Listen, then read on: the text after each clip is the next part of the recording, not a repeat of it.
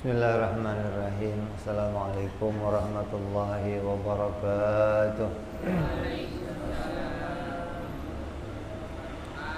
Al-Fatihah ila rahmi sayyidina habibina syafi'ina Rasulullah sayyidina Muhammad ibn Abdullah sallallahu alaihi wa ala alihi wa sahbihi wa zurriyyatihi Allah ya'lamu rijali bil jannah wa yaqawna bi asrarihim wa anwarihim wa ilumihim nafadihim barakatihim bid dini wa dunya wal akhirah ja'aluna min hizbihim ويرزقنا محبتهم ويتوفنا على ملتهم ويحشرنا في زمرتهم بالعافية والسلامة لهم الفاتحة.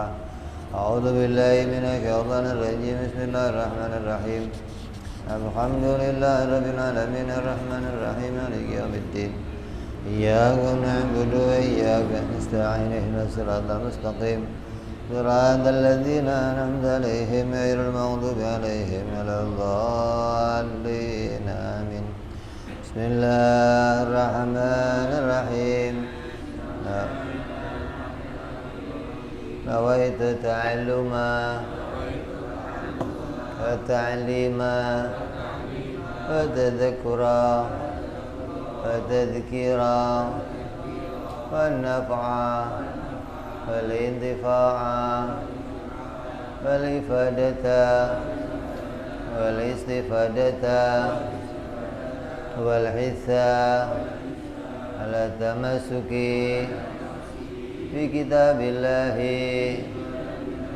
سنة رسول الله صلى الله عليه وسلم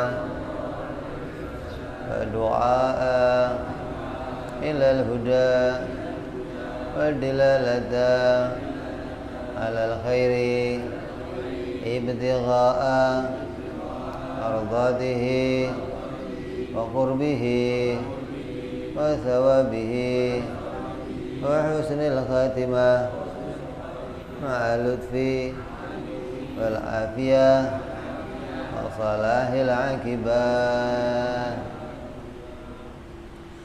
Bismillahirrahmanirrahim.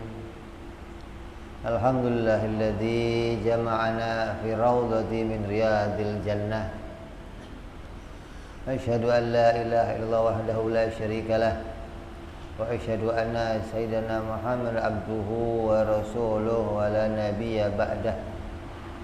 Allahumma salli wa sallim wa barik ala sayyidina wa maulana Muhammadin Abi Zahra'i Fatimah wa ala alihi wa ashabihi wa dzurriyyatihi wa atba'ihi ila yaumil qiyamah. Amma ba'du. Qala musanniful kitab rahimahullah Syekh Imam Ahmad ibn Athaillah nafa'ana Allah bih wa bi ulumihi fid darain. Summa ila sahibi syaraki Salih bin Umar darat rahimahullah nafa'ana bih wa bi ulumihi. Allahumma aftah qulubana futuhal arifin wa bihikmatika wansur alaina birahmatika ya arhamar rahimin. Ila anqal, sampai pada hikmah yang ketiga.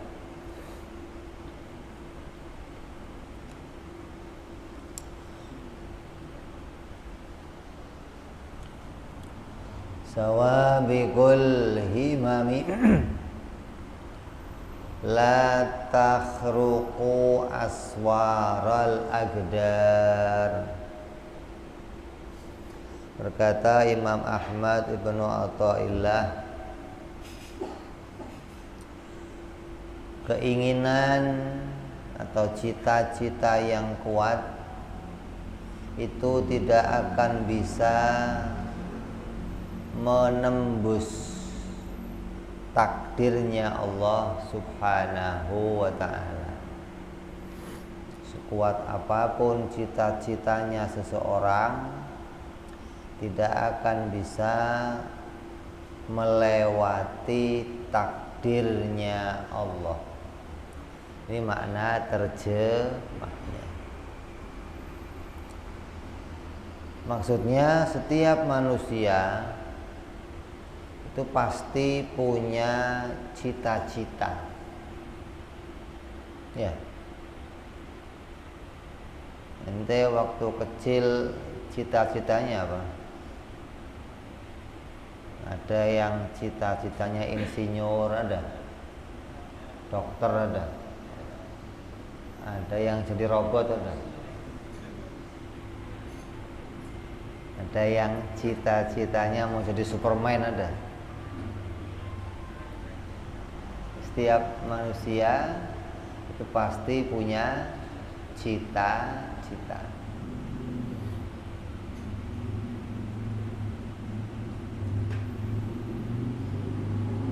Maka cita-cita atau harapan atau keinginan pada manusia itu bisa berbeda-beda antara yang satu dengan yang lain.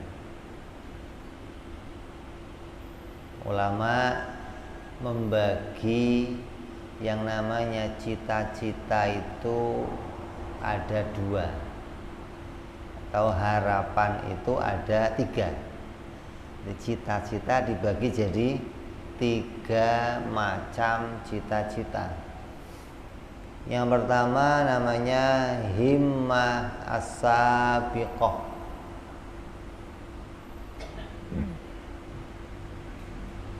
Cita-cita yang terdepan atau cita-cita yang mendahului sesuatu. Himmah as-sabiqah diartikan datangnya perkara yang diinginkan mendahului waktu dari keinginannya. Datangnya yang diharapkan itu mendahului harapannya.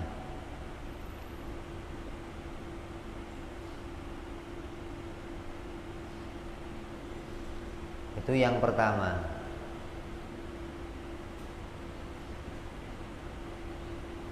Artinya ada seseorang itu punya cita-cita begini. Coba kalau ada nasi kebuli enak kali ya. Ini belum selesai dia ngomong, datang orang bawain kebuli. Itu keinginannya itu belum lama dia ucapkan, apa yang diinginkan datang.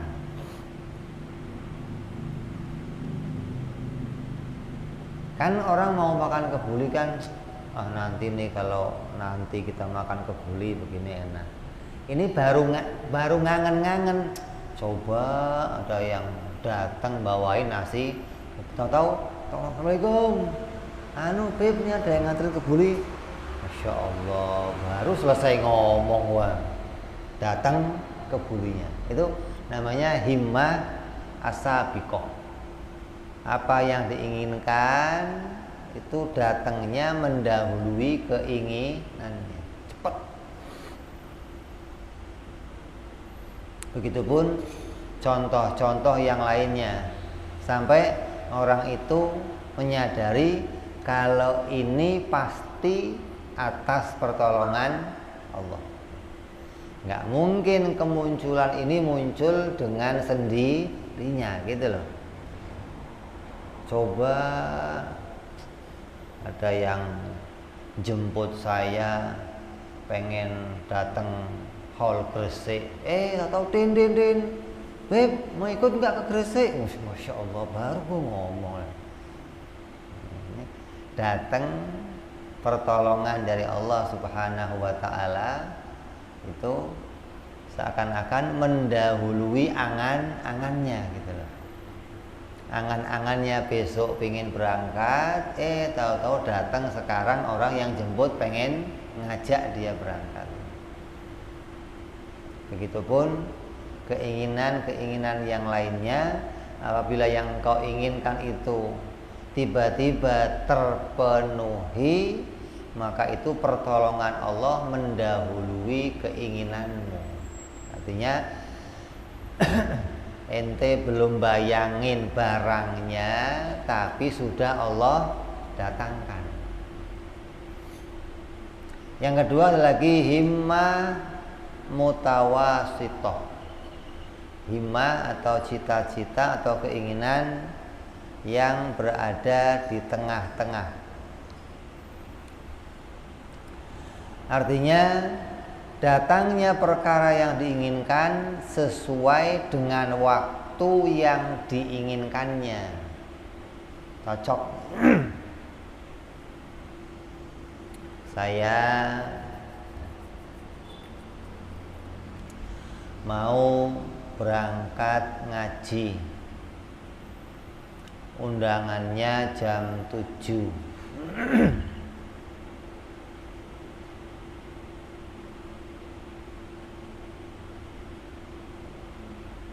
Dari rumah saya berangkat pas jam 7 nyampe sana. Itu namanya keinginannya cocok, sesuai waktunya dengan yang saya inginkan. Ente pengen pulang kampung. Saya mau pulang kampung nanti pengen ketemu orang tua, pengen ketemu keluarga, pengen ketemu, pokoknya nyampe sono nanti pagi, ya sore saya mau pulang. Nyampe sono pas pagi, acara kamu selesai, ketemu keluarga, sore kamu bisa pulang. Itu cocok namanya. Yang kamu cita-citakan sesuai dengan kejadiannya.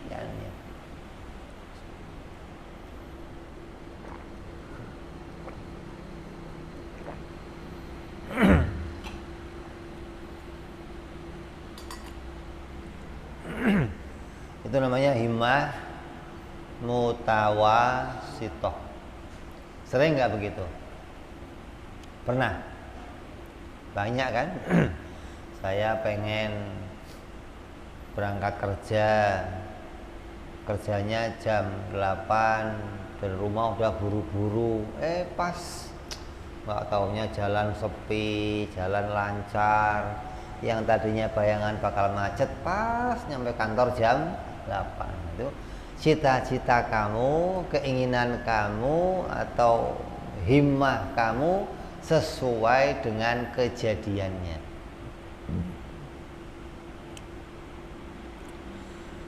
Yang ketiga ada lagi himmah mutaakhirah. Himmah yang datangnya itu akhir. Artinya datangnya perkara yang diinginkan terlambat dari waktu yang diinginkan.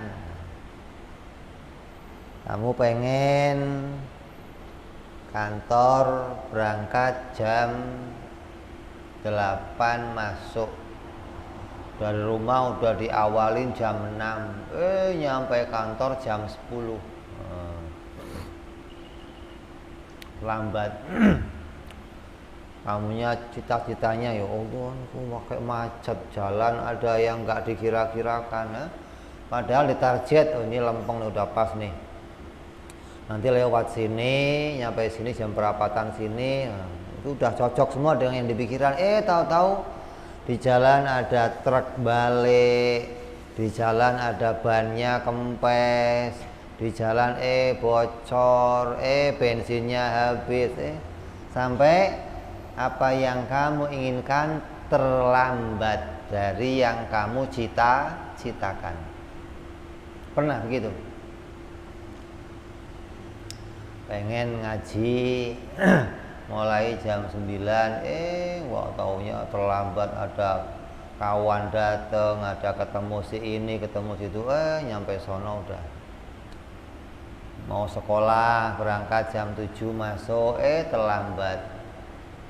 Sampai sekolah jam 7:30, gerbang udah tutup. Ini namanya yang kamu cita-citakan hasilnya datangnya belakangan dari yang kamu inginkan. Jadi ada yang duluan, ada yang pas bareng dengan keinginan kamu, ada yang belakangan.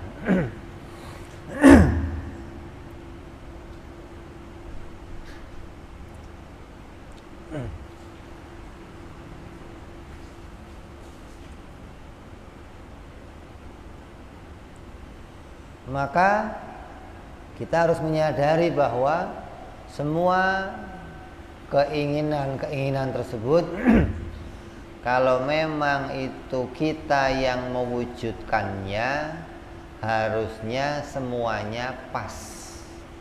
Ya. Harusnya semuanya pas. Tapi ini ada yang baru ngomong tahu-tahu datang.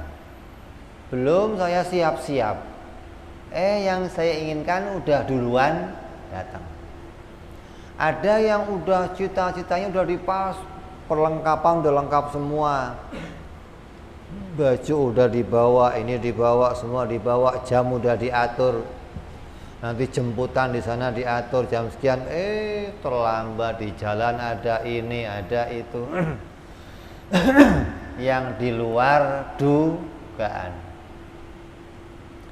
Dari sini Surabaya ongkosnya berapa? Ongkosnya 70.000. Ntar saya mau pakai untuk makan sekian, untuk beli ini sekian, bawa ongkos pas. Nyampe jalan ada ini, ada itu, ada ini. Sampai sono kurang, sampai sono uangnya habis, kehabisan bekal. Pernah begitu? Ini berarti di luar angan-angan.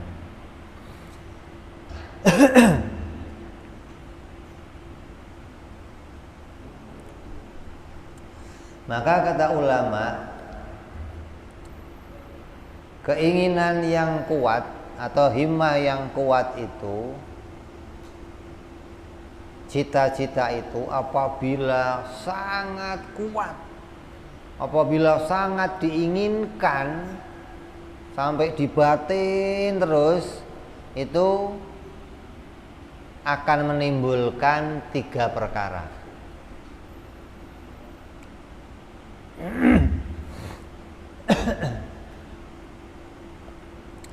Yang pertama, menimbulkan usaha. Ada pingin tapi nggak kuat. Kalau keinginan tapi nggak kuat, ya nggak menimbulkan usaha. Ya nggak menimbulkan yang lainnya. Kayak saya mah pengen kawin sama Siti, pengen doang maksudnya. Ya nggak ada usaha apa-apa, cuma pengen-pengen biasa aja. Saya pengen kerja jadi PNS, tapi pengennya pengen biasa aja, ya nggak menimbulkan usaha apa-apa. Saya pengen beli Mercy yang pintunya 2 gitu, lampunya bisa naik nutup buka, keren ya. Ya cuman pengen aja begitu, ya nggak menimbulkan dampak apa-apa. Nggak terus usaha bagaimana, cara cari gimana, enggak. Kenapa? Karena keinginannya nggak kuat. Hanya sebatas cita-cita, tapi bukan cita-cita yang kuat. Beda sama cita-cita yang kuat, himmah yang kuat, sampai diangan-angan, sampai ke bawah mimpi, sampai ke bawah. Maka yang demikian, yang pertama akan menimbulkan usaha yang kuat. Gimana caranya saya dapat? Gimana caranya saya bisa beli? Gimana caranya saya bisa peroleh itu? Usaha tuh ke sana, kemari. Itu dampak yang pertama dari kuatnya cita-cita. Yang kedua, menimbulkan doa. Usaha enggak, biasanya paling enggaknya apa? Doa. Kalau udah usaha enggak, doa juga enggak, berarti apa itu? Menghayal. Lah iya, coba saya punya Mercy, usaha enggak, doa juga enggak, namanya apa? Yang ngayal berarti. Bukan cita-cita, bukan himmah yang kuat namanya. Kalau himmah, kamu punya keinginan yang kuat, cita-cita yang kuat, yang pertama akan menimbulkan usaha untuk bisa kamu mendapatkannya. Yang kedua, kamu akan doa, ya Allah, mudah-mudahan saya dapat itu, ya Allah, kasih jalannya, ya Allah, berikan keberhasilan, berikan kemudahan, berikan pertolongan. Mesti doanya tuh. Kenapa? Karena saking kuatnya cita-cita, kuatnya harapan untuk mendapatkan sesuatu.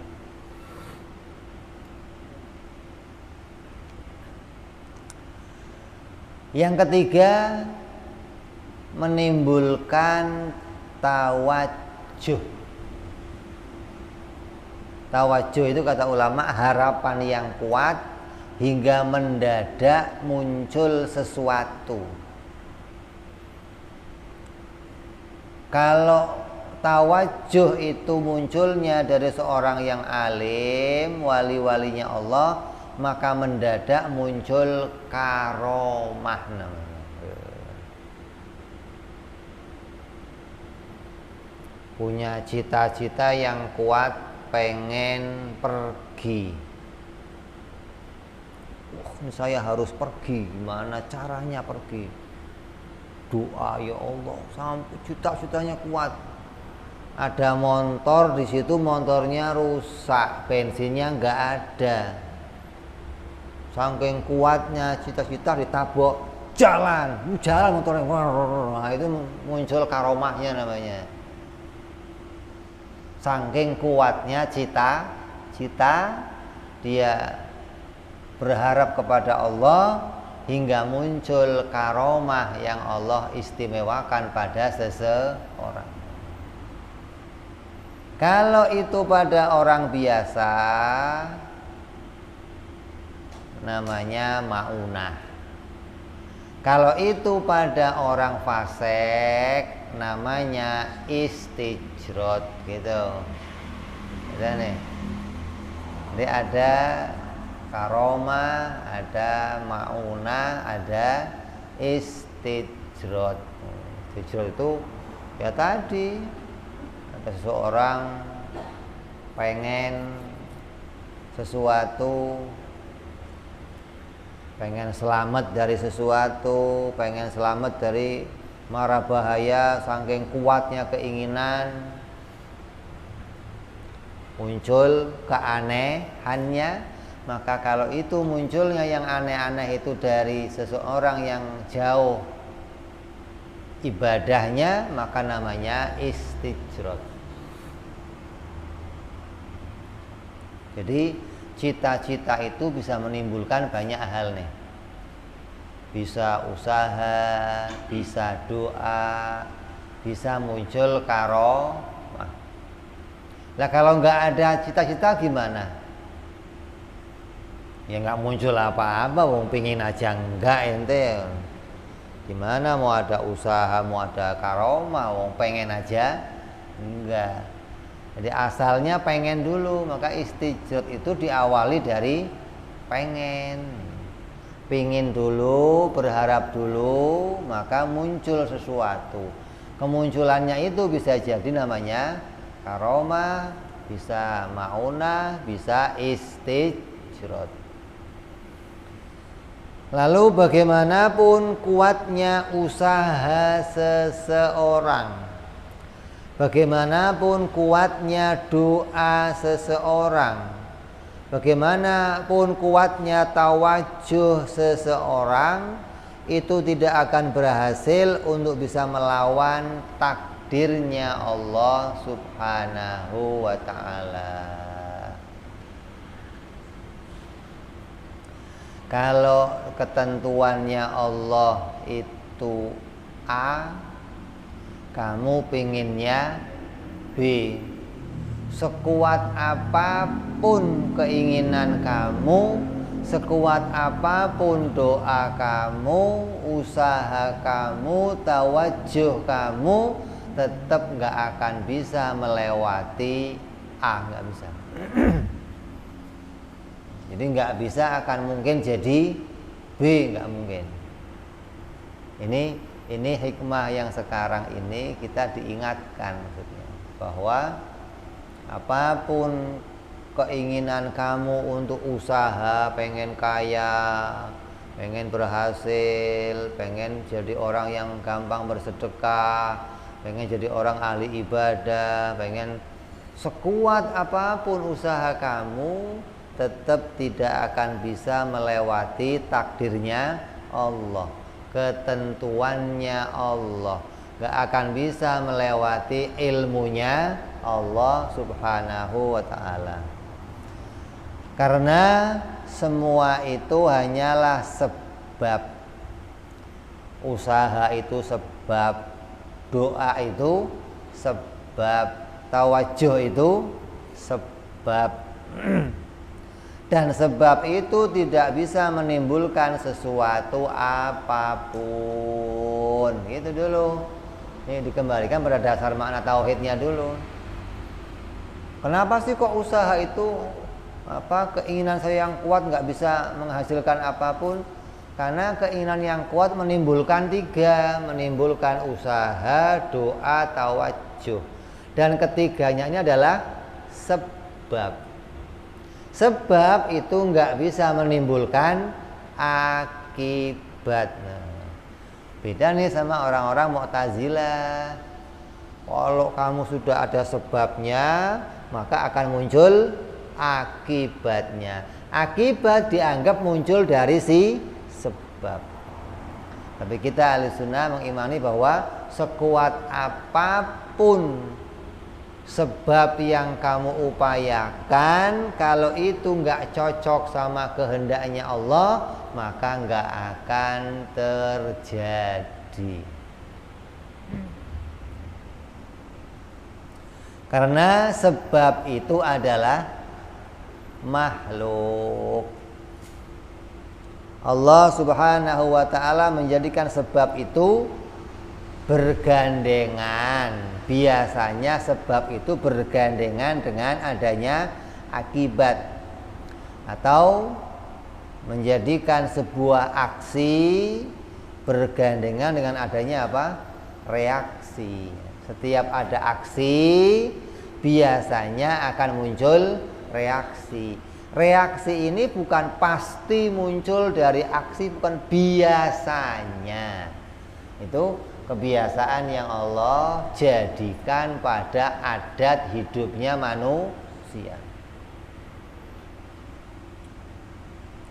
Maka sebab itu bisa dikatakan sebagai kebiasaan Allah atau sunnatillah dalam mentakdirkan sesuatu. Disebut apa namanya? Sunnatillah. Jadi Allah kalau menghendaki hambanya mendapatkan sesuatu, maka Allah gandengkan kehendak hambanya dengan sesuatu yang lain, gitu loh. Ada Allah pengen menghendaki si hamba itu jadi insinyur. Allah menghendaki hamba itu jadi presiden. Allah menghendaki hamba itu punya rumah. Allah menghendaki hamba itu dapat rezeki. Ini Allah gandengkan dengan sesuatu nih. Sesuatunya bisa tadi sabiqoh, bisa mutawasitoh, bisa mutaakhirah. Kamu jangan kalau pas sabiqoh jangan udah gua mah nih diperhatikan sama Allah, berarti Masya Allah baru ngomong langsung Allah jadikan. Enggak, itu kebetulan saja gitu loh. Yang kamu inginkan cocok sama kehendaknya Allah. Karena kalau kamu begitu, nanti pas yang kamu inginkan gak cocok, kamu kecewa. kenapa kemarin berhasil kok sekarang nggak berhasil, kecewa akhirnya. Enggak, ini hanya sebab akibat saja yang Allah ciptakan untuk kita. Kalau cocok sama ilmunya Allah, ya cepet datangnya. Kalau pas nggak cocok, ya kamu tunggu saja sesuai dengan datangnya apa yang Allah kehendaki. Nabi Ibrahim alaihissalam, nabi loh, pengen punya anak. Berapa tahun? 80 tahun baru dikasih. Nabi Ayub pengen apa? Sembuh. Berapa tahun? 17 tahun. Ini Allah jadikan sesuai dengan kehendaknya Allah. Nabi Musa tiap dakwah ke sono nggak dikubris sama masyarakat. Kenapa? Hari ini Nabi Musa dakwah, besok Fir'aun datang dengan uangnya. Jangan dengerin Musa. Musa mau orang fakir. Ente pengen apa ini? Nih. Kalah lagi Nabi Musa. Pindah lagi ke sono dakwah, datang lagi Fir'aun, kasih duit semuanya, diem semuanya. Sampai Nabi Musa, ya Allah, nih Fir'aun mau ya dimiskinkan aja, ya Allah ganggu bener ya Allah.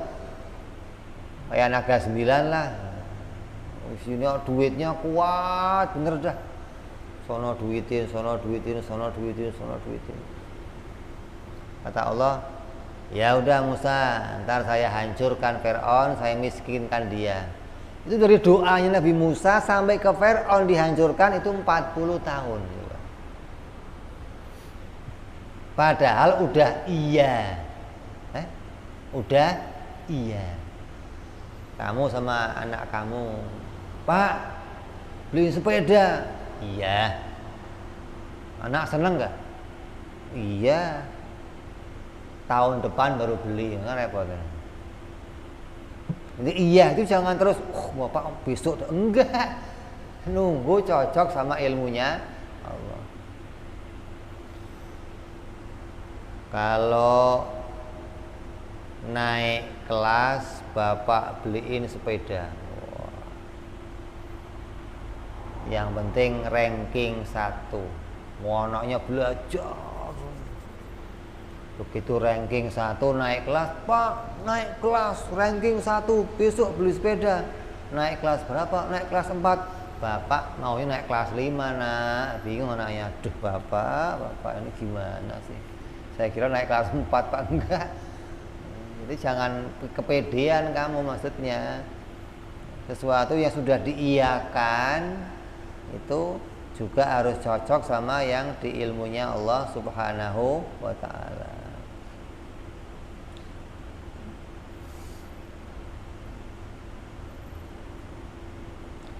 Jadi kita hanya mengaitkan sabab dengan datangnya pahala atau dosa.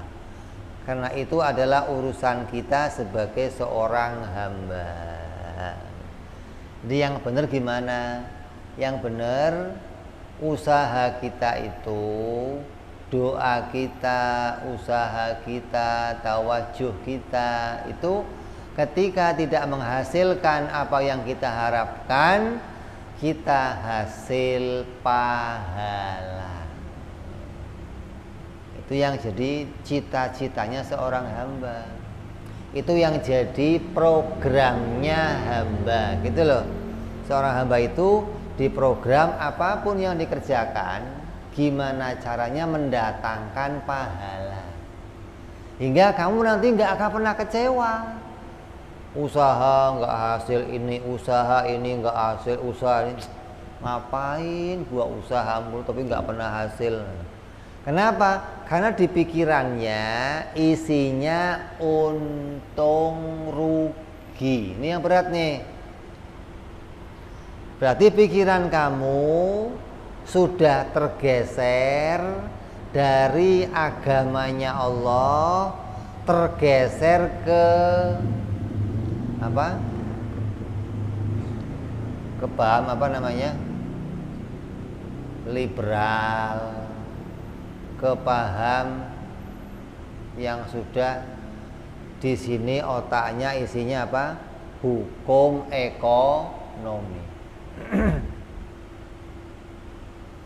Satunya liberal, apalagi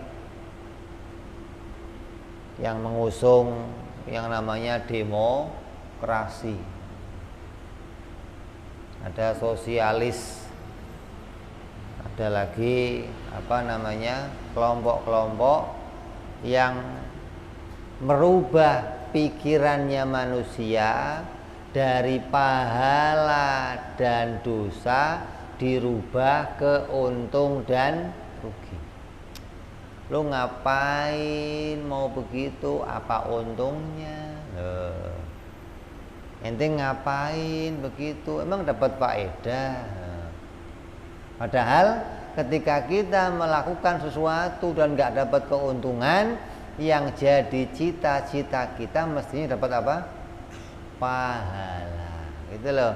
Di doa seorang hamba, keinginan seorang hamba, apabila dipraktekkan dengan jalan yang baik, kok dia nggak dapat hasil, maka dia akan dapat pahala dari Allah Subhanahu wa ta'ala. Kenapa? Karena jalannya untuk mendapatkan apa yang dia cita-citakan sesuai dengan yang Allah perintahkan. Jangan cinta ditolak dukun, lah itu dapatnya apa? Dosa. Kerjaan nggak berhasil, sini nggak berhasil, hutang ditolak, ngepet, wah, dapatnya apa? Dosa. Kenapa? Usaha yang dikerjakan nggak sesuai dengan jalan yang Allah perintahkan. Selagi sesuai dengan jalan yang Allah perintahkan, kok nggak hasil sesuatu berupa apa yang kamu inginkan, tapi hasilnya ada rupanya apa? Pahala dari Allah Subhanahu wa ta'ala. Maka berkaitan dengan adanya sebab, manusia itu terbagi menjadi 4 macam keyakinan. Yang pertama, seseorang meyakini bahwa sebab itu bisa menimbulkan hasil dari dirinya sendiri. Ini kelompok pertama nih. Dia menganggap kalau saya udah ngerjain ini, saya ngelakuin sebab, maka sebab itu akan menimbulkan akibat pasti. Tiap-tiap sebab pasti menimbulkan akibat. Api pasti menimbulkan hangus. Api pasti menimbulkan terbakar. Makan pasti menimbulkan kenyang. Obat pasti menimbulkan sehat. Orang yang di pikirannya punya cita-cita bahwa obat itu pasti menimbulkan sehat, nasi pasti menimbulkan kenyang dari dirinya si nasi itu sendiri, maka kelompok yang pertama ini hukumnya kafir. Menganggap sebab itu bisa menghasilkan sesuatu. Yang kedua, seseorang meyakini bahwa sebab itu bisa menimbulkan hasil, tapi bukan dari dirinya si api, tapi Allah menitipkan kekuatan pada si api. Ini yang kedua nih. Kalau tadi api itu memang aslinya bisa membakar, Allah nggak ikut serta nih. Allah mah nggak ikut-ikut dah. Memang api itu aslinya bisa. Kelompok ini namanya kafir.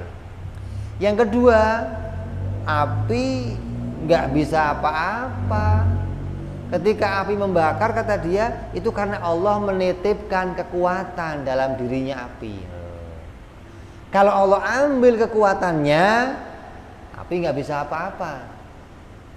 Tapi karena Allah letakkan kekuatan, maka api bisa membakar dengan kekuatan yang Allah titipkan.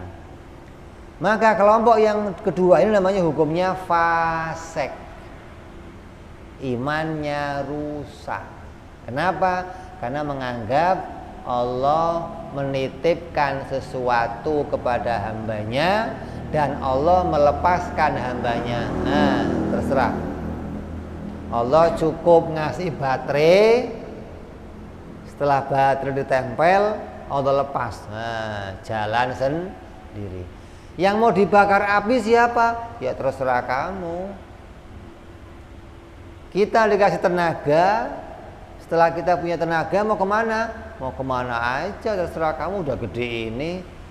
Makanya begitu hukumnya fasik, karena menganggap Allah melepaskan hambanya, Allah menitipkan kekuatan pada hambanya, padahal itu tidak pernah dijadikan oleh Allah Subhanahu wa ta'ala. Kelompok yang ketiga meyakini bahwa sebab tidak bisa menimbulkan hasil dan hanyalah Allah yang bisa menimbulkan hasil, tapi tiap sebab pasti ada musababnya, maka dia jahil. Yang ketiga, memang Allah itu kalau mau bikin panas harus pakai api. Dianggap Allahnya itu butuh perantara. Kalau Allah mau mengenyangkan hambanya, Allah harus pakai nasi. Kalau Allah mau menjadikan hambanya itu pinter, ya harus dimasukin ke sekolah. Kalau Allah mau bikin hambanya itu sehat, harus dikasih obat. Dianggap Allah selalu butuh sebab akibat.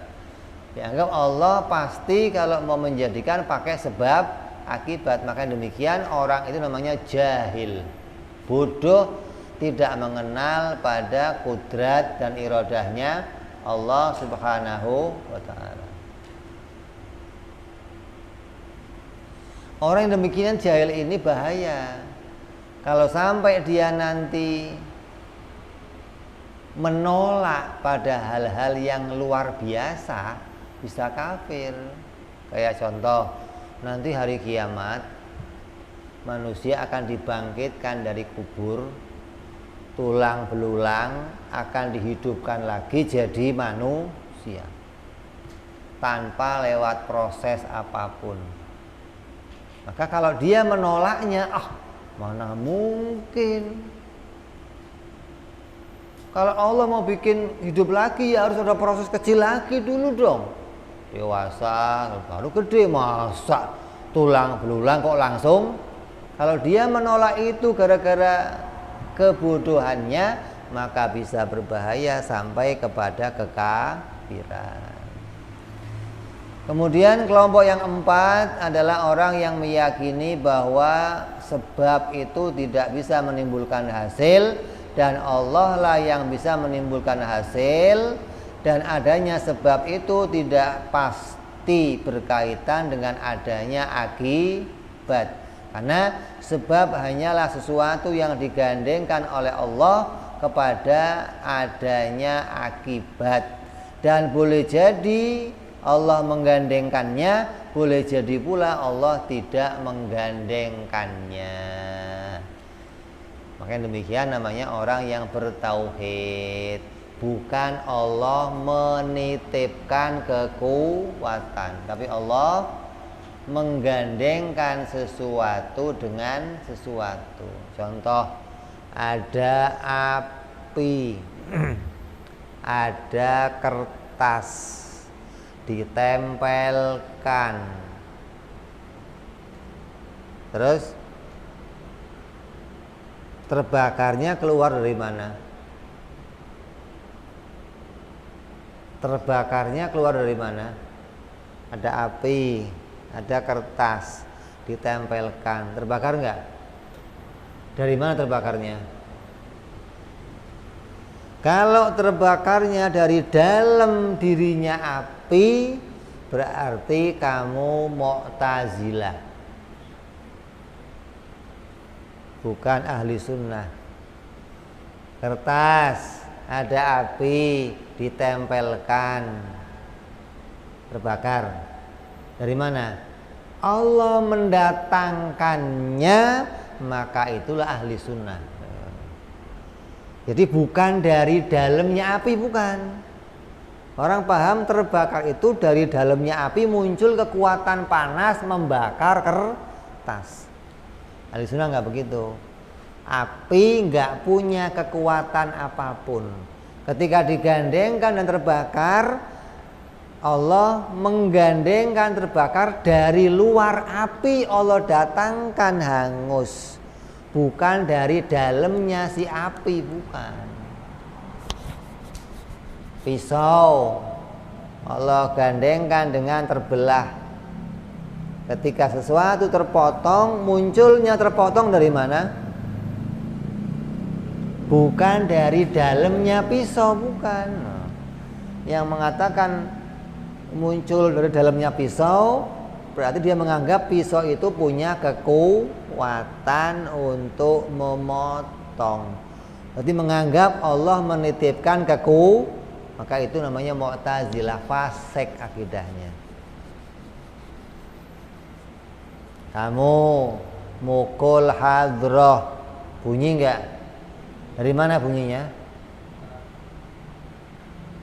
Bisa bunyi itu kekuatan mukul itu dari mana muncul kekuatannya? Dari dalam tangan. Berarti kamu Mu'tazilah, bukan ahli sunnah wal jamaah. Ahli sunnah meyakini bahwa tangan ini enggak punya kekuatan apapun.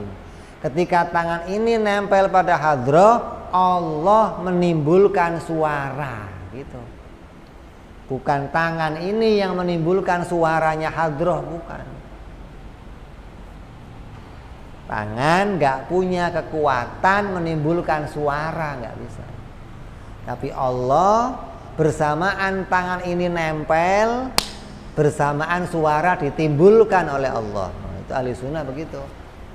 Yang meyakini tangan yang menimbulkan karena punya kekuatan, maka dia akidahnya fasik.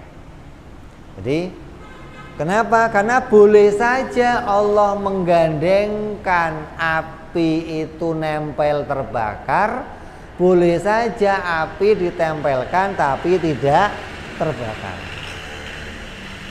Kenapa? Karena ketika api ditempelkan nggak terbakar, berarti Allah nggak menjadikan terbakar. Beda sama Mu'tazilah. Oh, kalau api ditempelkan nggak terbakar, berarti kekuatannya diambil sama Allah. Oh, kita nggak begitu. Allah nggak menitipkan kekuatan pada sesuatu.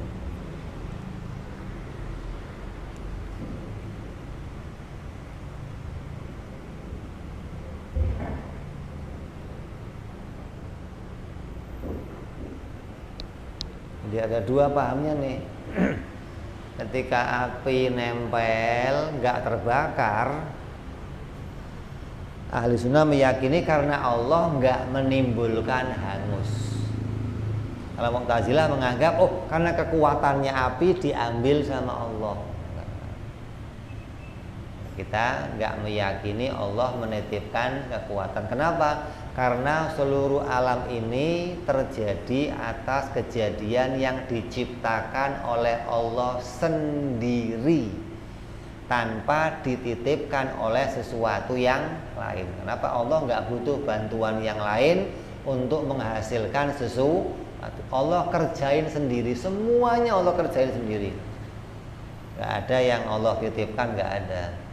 Kalau nanti Allah menitipkan, api dikasih kekuatan, nasi kekuatan, pisau kekuatan, angin punya kekuatan, tangan kamu punya semua.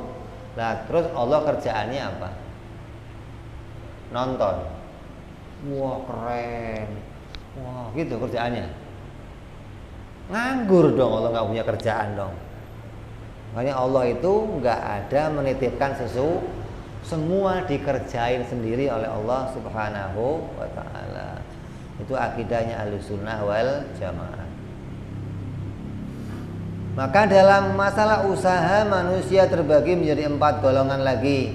Yang pertama, menganggap rezeki itu datang dari Allah dan juga dari usaha yang dikerjakan. Maka hukumnya musyrik.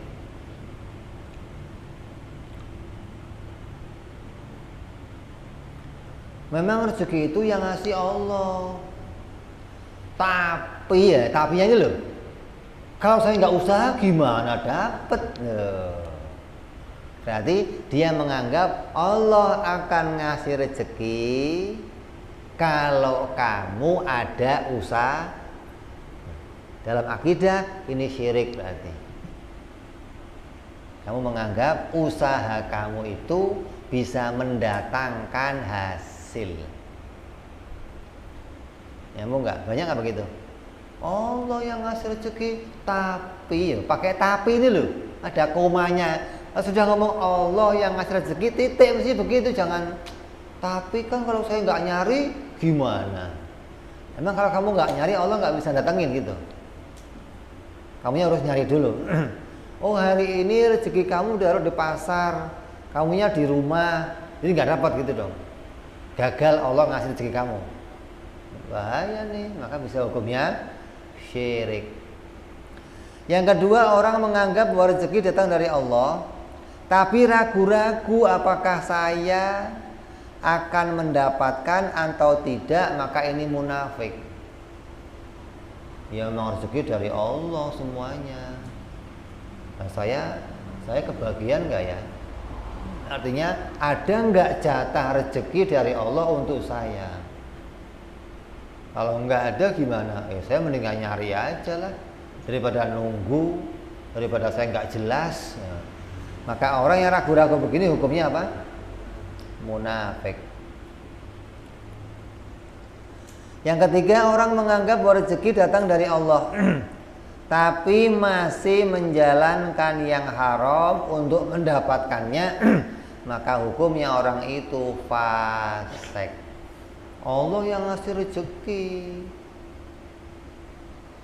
pas dirinya kok hari ini nggak dapat rezeki, maling jalan.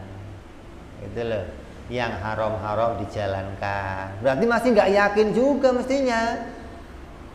Kalau dia meyakini Allah yang ngasih rezeki, ya tunggu aja yang halal jalannya, jangan sampai dapat yang haram. Kenapa? Karena kamu yakin Allah yang ngasih rezeki.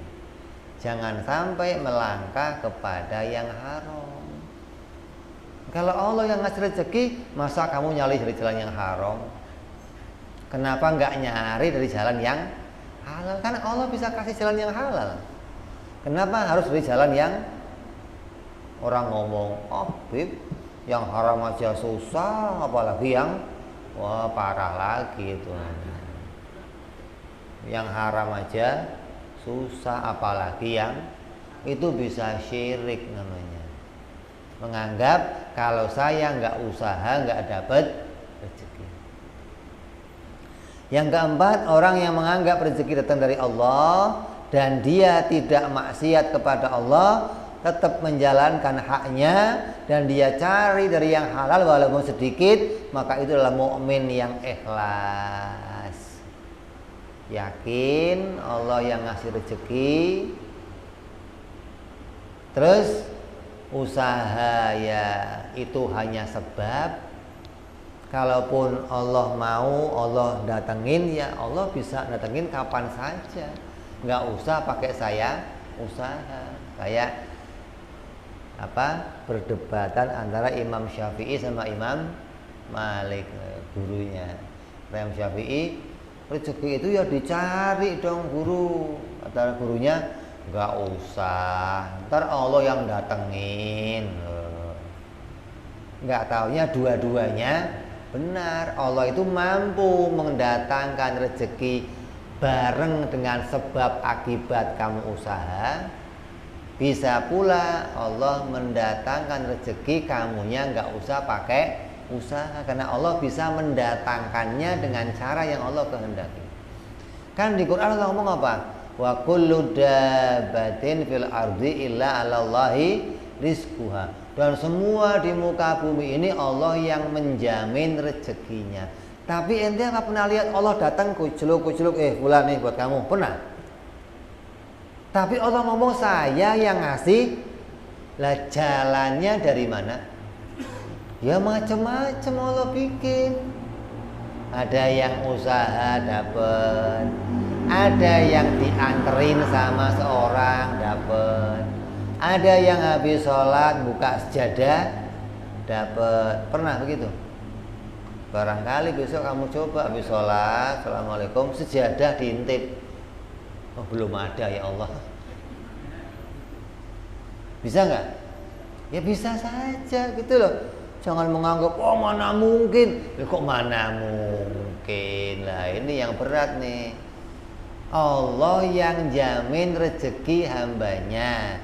Lah caranya Allah datengin gimana? Ya macam-macam sesuai dengan yang Allah kehendaki. Bisa dengan kamunya kerja, bisa kamunya di rumah orang lain kerja datengin ngirim ke kamu. Bisa kamu Allah datangkan langsung dengan cara yang Allah kehendaki gitu. Ini rezeki yang Allah atur. Nabi Muhammad SAW bersabda yang berkaitan dengan rukun iman yang keenam tentang takdir dan qada wal qadar, baik dan buruk datang dari Allah. Hadis Nabi, lau anna li adihim mithla uhudin dhahaban fa anfaqahu ma qabilallahu minhu hatta yu'minu bil qadar.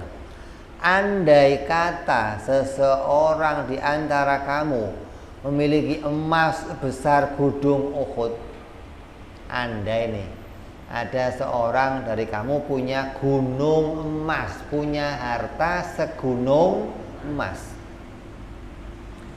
dan dia sedekahkan, maka tidak akan diterima oleh Allah sebelum dia percaya kepada takdir, bahwa itu diperoleh atas rezeki dari Allah. Usahanya nggak ikut. Kalau masih menganggap memang dari Allah, tapi kan itu ada koma tapinya, itu jadi bermasalah. Kalau sudah ngomong dari Allah titik gitu. Nah jalannya apa? Terserah Allah jalannya apa saja. Mau pakai usaha bisa, mau nggak usaha bisa, mau tinggal kembali yang kemarin kita omong. Makom kamu makom apa nih gitu loh. Kalau makomnya asbab, ya kamu usaha. Kalau makom tajrid, ya duduk di rumah aja, banyak wiritan, banyak sholat, yang penting terima. Sedikit yang terima, banyak yang nggak bergembira. Orang yang tajrid itu nggak dikasih semiliar, wah enggak, susah. Ya Allah, ujiannya apalagi, duit banyak begini, begitu. Kalau kamu kan enggak. Miliar, wah ini baru rezeki. Kalau ceban lagi. Beda nih. Kalau makom asbab pengennya banyak terus pokoknya, tapi ya kamu usaha, pengen banyak tanpa usaha gitu. Karena makom asbab itu makom usaha, tapi ingat yang namanya usaha itu hanya asbab. Asbab itu nggak menimbulkan sesuatu, hanya bergandengan dengan hasil. Usaha ya kadang hasil, usaha juga boleh nggak hasil. Jangan kalau usaha pasti hasil, siapa yang mastiin? Kalau tiap orang yang usaha pasti hasil, nggak ada orang yang kismin nggak ada. Kenapa? Semua orang tiap hari usaha, tapi ada yang nggak hasil. Saya mah udah macem-macem Pak, udah jualan ini gagal, nanam ini nggak panen, kerja ini nggak berhasil, sampai nyupang masih miskin aja Pak. Ada begitu tuh, udah pol-polnya orang, berarti usaha itu nggak menimbulkan hasil. Maka dijelaskan oleh para ulama,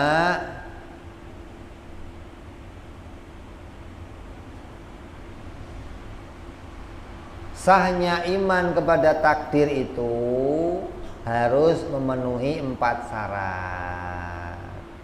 Yang pertama, segala yang terjadi pasti sesuai dengan ilmunya Allah yang azali.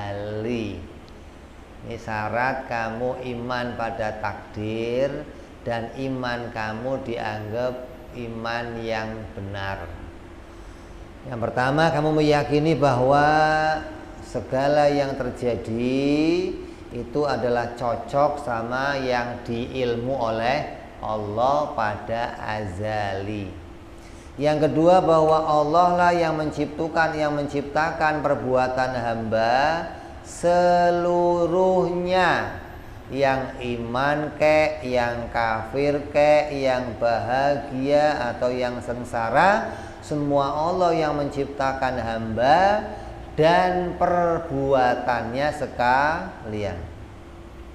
Yang ketiga, bahwa segala yang ditetapkan oleh Allah pada azali pasti terjadi, dan yang tidak ditetapkan pasti tidak akan terjadi. Syaratnya itu tuh. Yang keempat, wajib ridho dengan yang ditakdirkan oleh Allah, baik itu berupa ketaatan atau kemaksiatan, juga berupa kenikmatan atau kesengsaraan, dan harus menyikapinya dengan sikap yang benar sesuai keadaannya. Kalau dibikin jadi taat, syukur.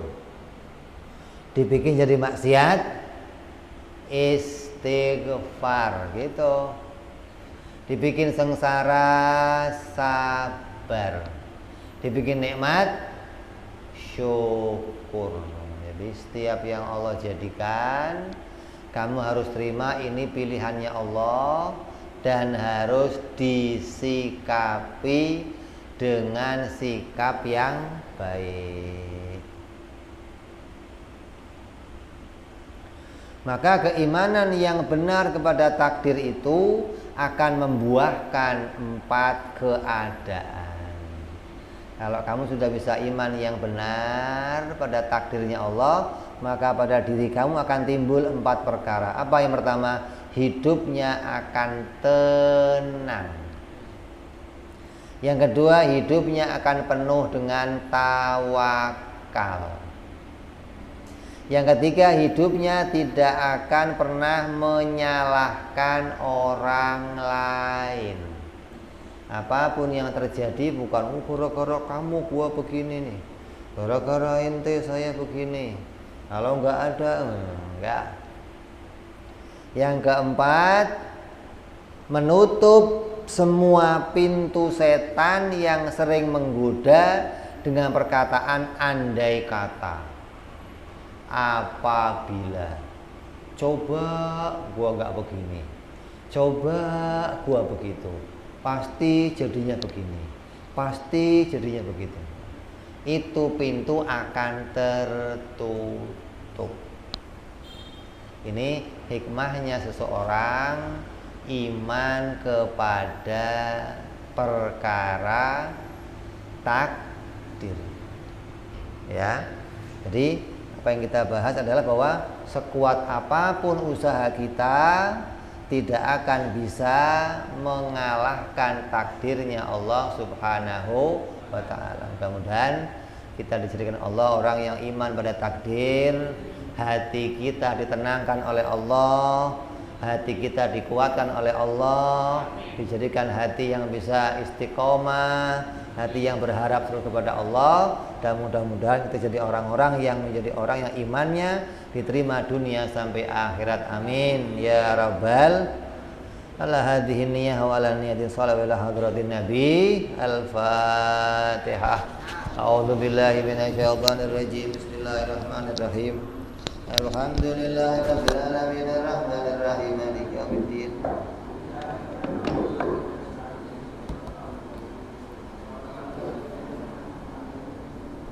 Wala dhalin ya